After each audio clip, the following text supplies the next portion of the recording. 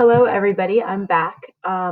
We read Act 2, Scene 4, and now we're moving into Scene 5. So, just to reiterate, in Scene 4, Romeo had met up with his buddies and they joked around a lot. The whole scene was pretty funny and lighthearted. And then it took a turn when the nurse found Romeo, who she had been looking for to find out whether or not Friar Lawrence would agree to marry the two of them. And so she will bring that news back to Juliet, who is now waiting to hear from the nurse. Okay. So you could just imagine a 13-year-old who has sent her confidant to find out whether or not her crush and her will get married, right? So you guys might sometimes be left on red, or you might text a boyfriend or girlfriend and not hear a response back. And so, as you know, you're waiting with anticipation, and sometimes you start to worry, right? Like, what's going on? Like, why isn't he or she answering me back? Well, that is kind of the same thing that's going on in this scene, scene 5. Juliet is waiting to hear back and is waiting with anticipation. So, use your imagination about what that might feel like prior to the use of the cell phone and having connections at the touch of a fingertip. Okay, so Juliet, in a little bit of a soliloquy here, because she's probably thinking out loud, she says, the clock struck 9 when I did send the nurse. In half an hour she promised to return. Perchance she cannot meet him. In other words, perhaps she cannot meet him. Oh, that's not so. She is lame. Love's heralds should be thoughts which 10 times faster glides than the sun's beams, driving back shadows over luring hills.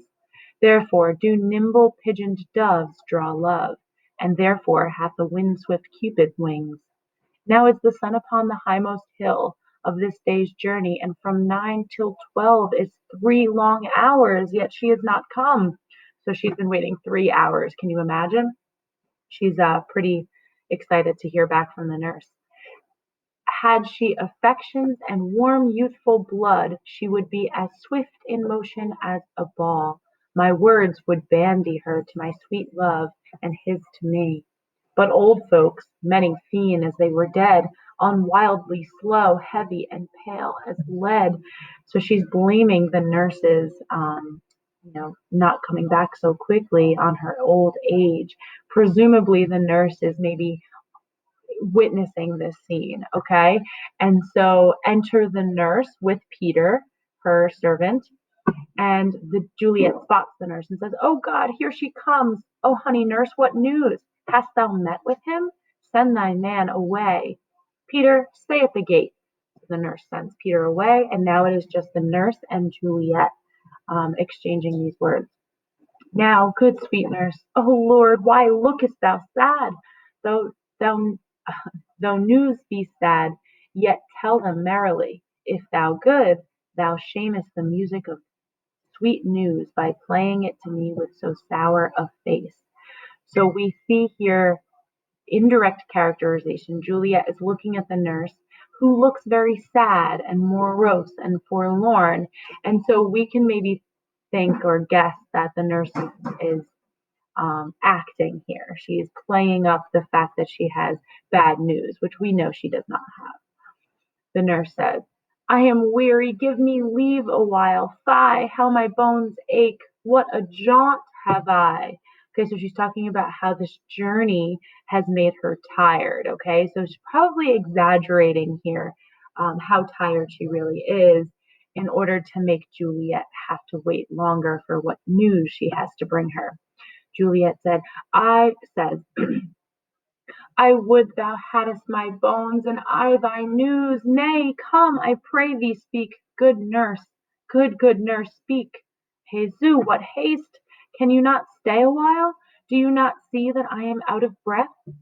How art thou out of breath when thou hast breath to say to me that thou art out of breath? The excuse that thou dost make in this delay is longer than the tale thou dost excuse. Is thy news good or bad? Answer to that. Say either, and I'll stay the circumstance. Let me be satisfied. Is it good or bad? Okay, so Juliet here is like begging the nurse, like, please tell me, is this good news or is this bad news? And again, the nurse is prolonging it. Well, Juliet, you have made a simple choice. You know not how to choose a man. Romeo? No, not he, though his face be better than any man's. Yet his leg excels all men's, and for a hand and a foot and a body, though they be not to be talked on, yet they are past compare. He is not the flower of courtesy, but I'll warrant him as gentle as a lamb. Go thy ways, wench, serve God. What have you dined at home?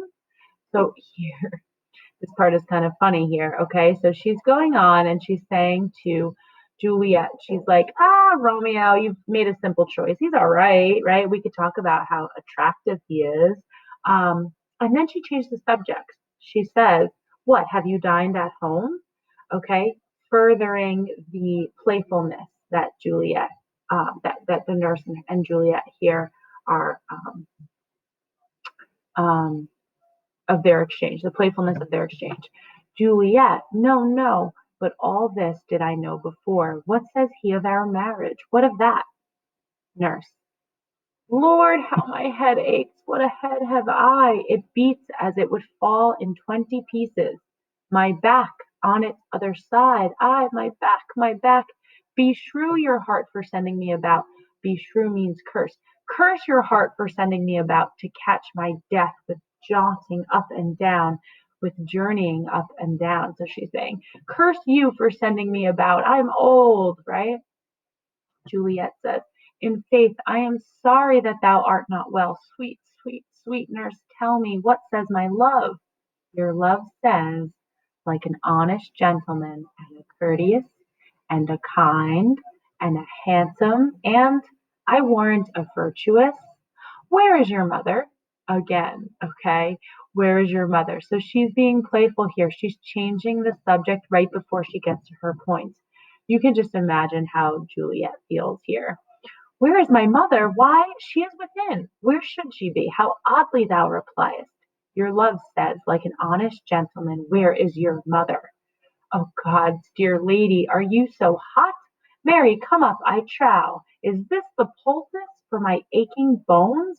Poultice is remedy, right? Is this the remedy for my aching bones? You kind of carrying about like this? Henceforth, do your messages yourself, she says. Here's such a coil. Come, what says Romeo? Have you got leave to go to shrift today? So here she probably changes and she is getting to the point. So she grabs Juliet's hands and she says, have you got leave to go to shrift today? Juliet says, I have. And hie you hence to Friar Lawrence's cell. There stays a husband to make you a wife. Now comes the wanton blood up to your cheeks.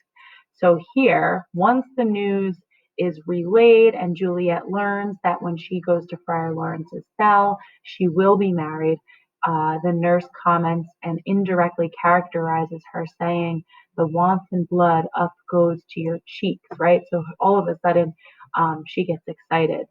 They'll be in scarlet strait at any news. Hie you to church. I must another way to fetch a ladder by the which your love must climb a bird's nest soon when it is dark. Okay, so once again, here, a ladder to consummate. Oh my gosh, I wish it would just let me type.